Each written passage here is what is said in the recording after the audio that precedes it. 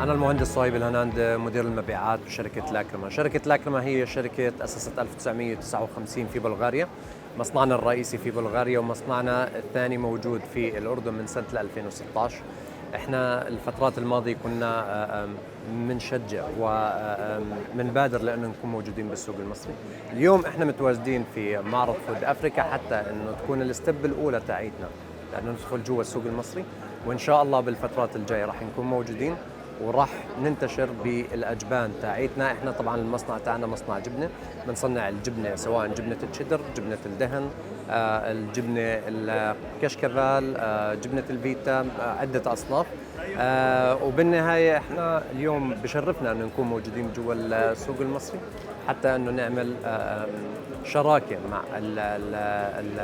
المنتجات المصرية بالتنافسية، وما عندنا مشكلة كمان بالفترات اللي جاي بأنه نكون متواجدين كمصنع جوا السوق المصري، نصنع هنا بشكل رئيسي وأنه ننطلق مع المنتجات المصرية.